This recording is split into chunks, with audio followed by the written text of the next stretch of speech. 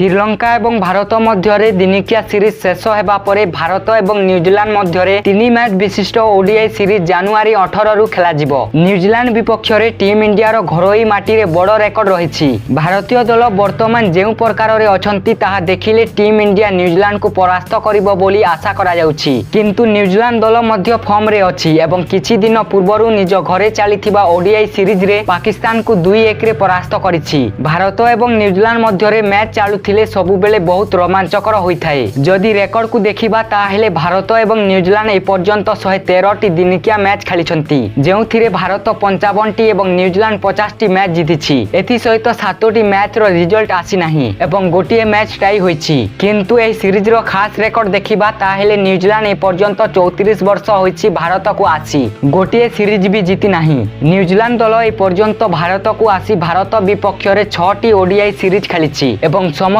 पराजयर सामना होइछि। तेबे एही सीरीज रे भारतर दबदबा देखिबाकू मिलिबो।